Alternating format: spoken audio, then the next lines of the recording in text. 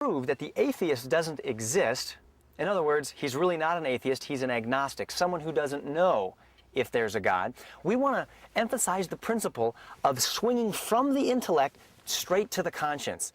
It's so important to know that by doing this, you're not sidestepping the questions of the atheist, but you have to learn that it's not wise to stay in the intellect and wrestle with someone intellectually, because it's going to take you down a rabbit trail and waste all your time. You've eventually got to get to the heart. A surgeon's not going to spend all his time working on your dandruff when he knows he needs to cut into the heart and get to where the real problem is. And that's what we do when we ask a person if they consider themselves to be a good person. We just deliberately make that turn and go for the conscience. After you die, usually you go to the mortician. They put you in a coffin, then they put you in the ground, and then you rot. So is there a spiritual life? No, there's not. Where do people go once they're put in the ground? They just stay there. That's where they go. It's as simple as that. So do you believe in God? No, of course not. Why would you take a religious book and say, oh yeah, these have got to be true, this makes sense, when the people who wrote that book thousands of years ago, they were just superstitious and they didn't know how the world really worked? Okay. Would you consider yourself to be a good person? Yeah, of course, I'm a good person. Have you ever told a lie? No, I've never told a lie. Yeah, I mean, who hasn't? What would that make you? It would make me it would make me a human being. Well, if I told a lie, what would you call me? Well, I would say you're a human being. I mean, we all lie, but okay, yeah, you're a liar. Have you ever stolen anything? No, I don't steal. Have you taken anything that wasn't yours, regardless of the value? Probably. What would that make you? It would make me a thief, and I'm going to go to hell for that. Okay. Have you ever used God's name in vain? Yeah. Okay, that's called blasphemy. What's your name again? Travis. Travis. According to your own admission to me, you've lied, you've stolen, and you've blasphemed the God who gave you life.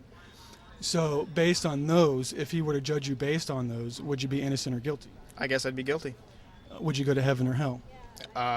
Assuming that such things exist, and taking for granted that you believe in all that, I don't know. I guess I'd go to hell if that's where he sends people. Does that concern you? No, because I don't believe in it. When you write a research paper or a thesis paper, what do you do? Well, I do research, and I don't make things up. I don't say, oh well, this unexplained data must come from such and such. I mean, and that's what I'm telling you today. If you research the Bible the way you do a research paper, and you study the claims that I've given you today, you'll find that they're true. I'm saying that Jesus Christ came 2,000 years ago. He paid the fine, the penalty. It's clear, being a liar, thief, and a blasphemer, that you've broken God's law. And the only way that we can have a relationship with God now is through the blood of Christ, through his death and resurrection. Well, you know, we have science that proves that we didn't need that sort of thing to create the earth. We didn't need a being to come down and touch his finger on the earth and all these trees sprouted up everywhere. And you know what I'm saying? We have theories, scientific theories, that prove that the earth came together because of this big cosmos of chemicals and different environments coming together and creating this place. And over time, it got to the state that it's in now. I hear just what you're saying, and I used to think that way for so long. But like, just my common sense really does have to say, wait a minute, that building is pretty well designed.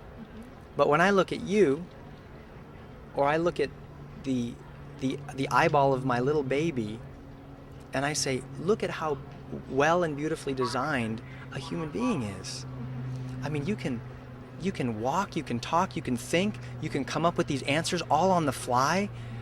The most complicated computers in the world can't do what your eyes can do in 2 seconds, would take it hours to do. I believe everything on this earth was accidental or created by man. So. Well, yeah, I know. I think that you were made with a purpose and for an important reason, and that we're having this conversation not just by accident, and that's what I personally think. And you're a really nice girl, and I appreciate you talking with us. Mm-hmm. And oh man, my heart breaks, because I want you to know that there's a God, and I want you to know that he sent Christ to die for you. And the fact that you want to live, I don't want to die either. And the Bible says that Jesus Christ has abolished and destroyed death and brought life and immortality to light through the gospel. And so I so want you to just try to be honest and open with God and just surrender your life to him and see what happens. I will definitely think about Anyway, this conversation. think about it. Sometimes a professing atheist seems to be so stubborn they just don't want to believe in God. They want absolute proof. Well, Mr. or Mrs. Atheist, there is absolute proof. God says that he will show himself to you personally if you'll do one thing. Listen to what Jesus said in the Bible. He that has my commandments and keeps them, he it is that loves me, and he that loves me shall be loved by my Father, and I will love him and will manifest myself to him.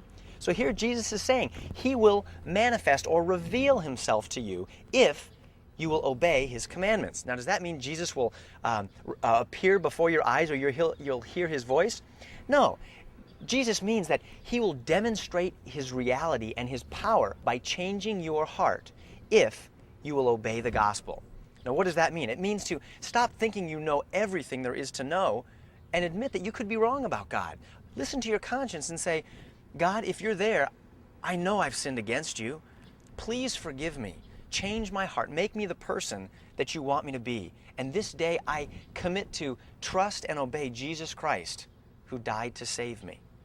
If you'll do that, God promises to show himself to you. Now, either that's true or it isn't. So that's the challenge. What are you going to do? So in conclusion, we've been talking about how to share your faith with an atheist. And you do it the same way you'd share your faith with anyone else. Remember, the atheist is your friend, not your enemy. Don't argue with him. Simply help him to see that he's really an agnostic, a person who doesn't know if there's a God. And then help him by showing him that in his heart, he knows that he's done wrong, that he needs God's forgiveness, and you do that by swinging to the conscience with the 10 Commandments. Apologetics are like bait. Now, if you go fishing with bait and no hook, you're not going to get any fish. You may get some fat, happy fish that get away, but if you want to be effective, you use the bait to disguise the hook. When the fish come around, you pull the hook in. The bait is apologetical argument. You use different baits for different people, or different fish. The hook is God's law. That is the 10 Commandments. That's right, because everybody knows when you bring out those commandments that they've violated them, that they've broken them, and that they're going to need God's forgiveness on the day of judgment. And it's a good, strong hook that we should never fail to use when we're sharing our faith. So if you want to look into this teaching further, we have a book that can be helpful to you. It's called God Doesn't Believe in Atheists, Proof the Atheist Doesn't Exist, and the Evidence Bible, very comprehensive Bible, which has been commended by Josh McDowell, Franklin Graham, and D. James Kennedy. And also that tract. There's a tract called the Atheist Test, and it's wonderful. It takes an atheist through the test to show him that he's really an agnostic, and then presents the message of salvation to him. Also, to really educate yourself in the principles of sharing your faith the way Jesus did, visit our website, www.wayofthemaster.com.